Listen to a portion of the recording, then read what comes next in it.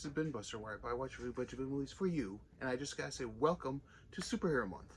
Today is my first video of a bunch of them that I'm going to be doing that deals with lists, like ranking lists and stuff like that. Today is the 10 best DC animated films in my collection, or ever. This is my own opinions of these films. Yours might vary, so comment down below if you think I missed anything. Comment down below and enjoy the show. So my first one, this is no particular order. These are the 10 I would recommend to anyone to watch. First one I want to do is Justice League Doom. Why is this Doom? Because it's Legion of Doom taking on the Justice League. But that's not it.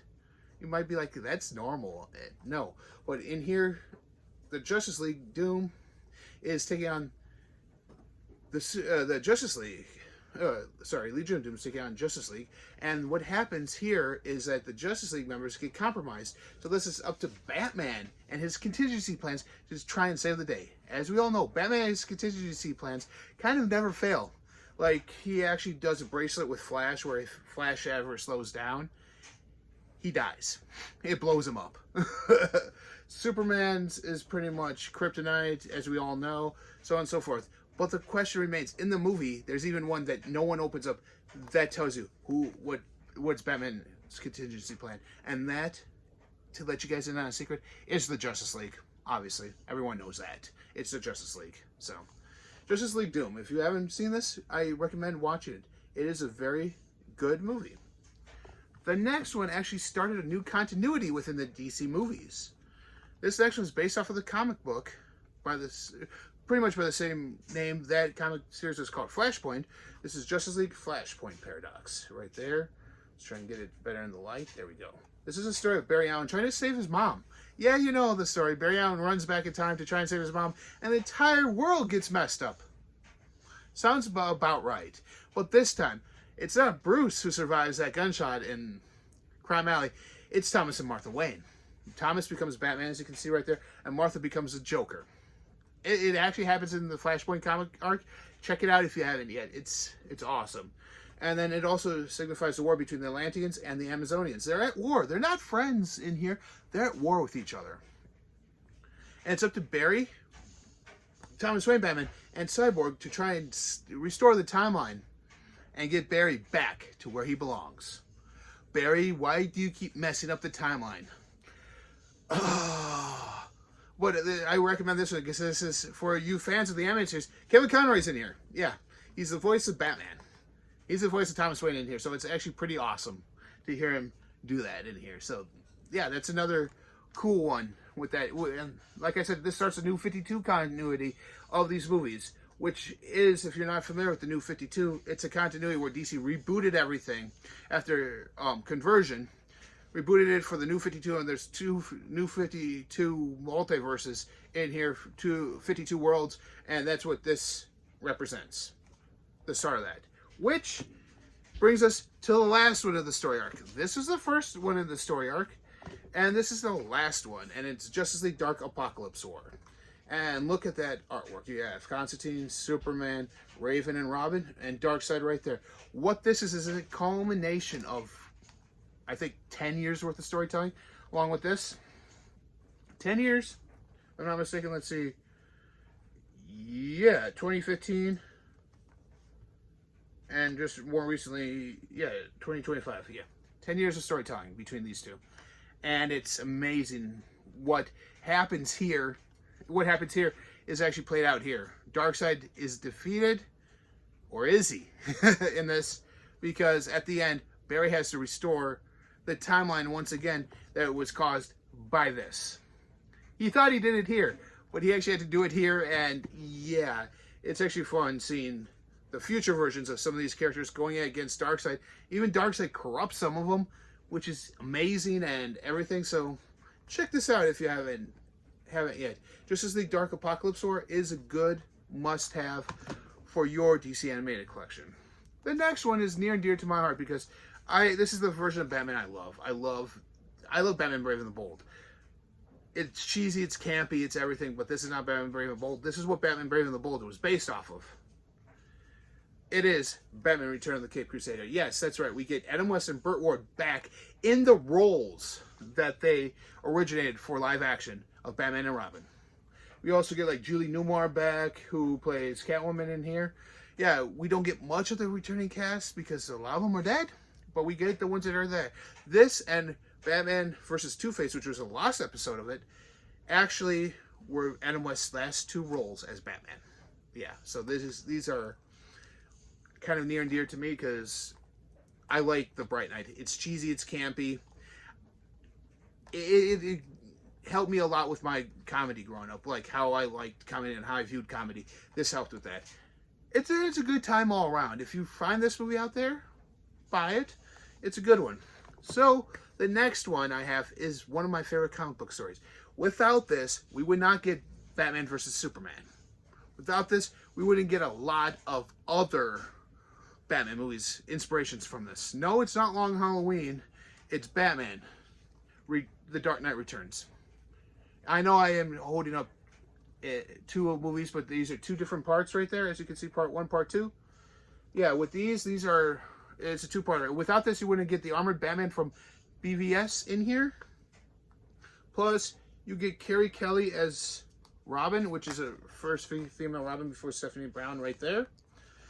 You also get in here a Joker right there. This is in the future, so Superman's pretty much working for the President of the United States, and Batman's still his vigilante self. So part 1 and part 2, if you find this, they actually come together now, so you have them in a nice slimmer case for your collection. But I bought them this way, so hey, I enjoy them. They're good ones.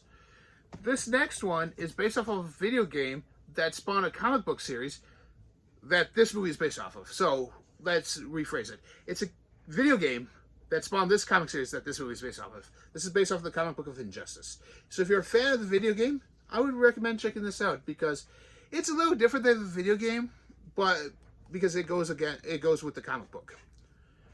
Who was standing against the Man of Steel? See, Joker sets a plan in motion to kill Lois. Superman goes unhinged.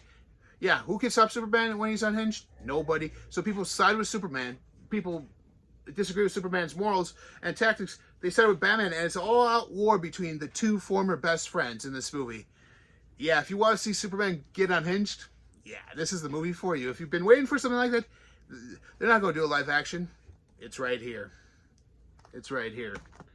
My next one is one that introduced us kind of to the Batman Jim Gordon thing, relationship before they were Batman and Commissioner Gordon, where he was still Lieutenant James Gordon. We see this in the Batman movie, we see this in the Dark Knight trilogy, but this movie is what those are based off of because this is the comic book of Batman Year One.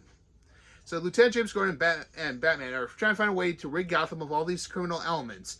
And what they do is they form a lasting bond and friendship and help clean up the city of Gotham in Batman Year One. It's an origin story of Batman, which we don't really get in much of the DC animated stuff, which is very good to have in your animated collection as well.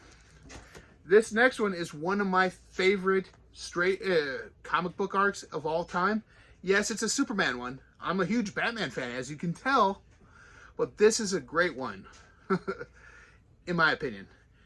And it's one of the best adaptations of the source material out there, of any comic book movie, period.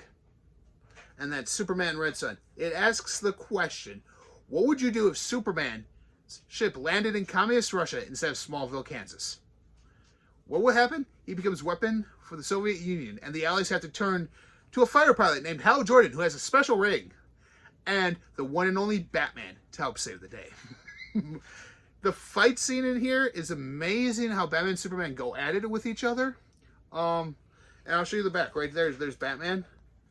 There's Wonder Woman, who's also on Superman's side, by the way. And there's Lois and Lex. The Luthors, I should say. So, yeah. They're, I believe... Yeah, he's a scientist in here. He's not a president yet. So he's a scientist in here. And it's... the Soviet threat's rising, and it's the Red Sun. Which is funny, because a Red Sun, if you're not familiar with Superman lore, a Red Sun is what can kill... what makes Superman mortal and kind of humanish. It takes away his Kryptonian physiology. So yes, it makes him mortal. Hey, how does Batman win? I don't know. I do know. I've seen it and read the comic. But I want you guys to check this one out because I ain't going to spoil it for you. The next one was something very interesting. That's one thing I like about these DC animated movies. They're not afraid to take risks. Unlike other big studio movies out there. They're not afraid to take risks. This was by far one of the riskiest things they ever did in comic books. When they age progressed Dick Grayson and aged him out of the role of Robin and become Nightwing, they had to find a new replacement. That replacement became Jason Todd. Jason Todd wasn't well liked by a lot of people, to the point where DC Comics had a 900 number at the back of each issue that featured Jason to call to see if they wanted to kill Jason Todd off. And lo and behold, they killed Jason Todd off in Death in the Family by the hands of the Joker. So the movie that they made of it, the animated film, which is a straight adaptation, is Batman, Death in the Family. There's Jason Todd, there's Batman, there's Joker. And what's this? It's Red Hood. That's very interesting because if you see the line right under here, under Death in the Family, it says interactive movie. And I'll show you the side right there so you can see it better. Interactive movie. What that means is that you have a chance to lead Jason Todd either getting killed by the Joker or becoming the Red Hood in this movie. And it plays out differently each time. It's amazing. They were willing to take a risk like this. I've never seen anybody do this in a movie before. Oh, you get to decide what happens. Clue should have done this, folks. Clue should have done this. But DC does it. You can't fault them for trying something that no one else has done. And that's why I love these animated movies. Because they can take a risk like this and have it pay off. So now my last one. I would be remiss. I'll probably be yelled at on this video if I didn't include the movie that started it all. It started the entire DC animated movie universe, and franchise in that way. Comes straight out of the Batman the Animated Series. So, and that movie is none other than their first ever cartoon motion picture that Warner Brothers and DC did together. That is Batman Mask of the Phantasm. I have it in my Batman the Animated Series set, so I'm showing you the disc. This movie is great. Yes, in some ways it sucks because they bring in this awesome character of Phantasm and kind of throw the character off to the side because they rely solely on the Joker a lot in this movie, but it's also an origin story of how Joker hates Batman and how Batman's past could come back to bite him in certain ways. So yeah, it's kind of a mystery and intrigue movie in that aspect. I recommend checking it out. Like I said, it's the movie that started the entire DC animated universe. I hope you guys enjoyed this video. This is my 10 DC animated movies that you should have in your collection. Are they the best ones? No, not really, but some of them are great, some of them are mediocre, but these are the 10 I recommend you guys have because it gives you a broad range of the DC universe, gives you a different taste of different styles of the DC universe, and different aspects of comic adaptations to video game source material, to a live-action television show, to a continuation of a 10-year story arc. It's all covered in these 10 recommendations here. So I would like to say thank you for everyone for watching. Hit that subscribe button down below if you haven't. The bell for notification for more videos like this. And see that thumbs up? It's right there. Smack it just like that.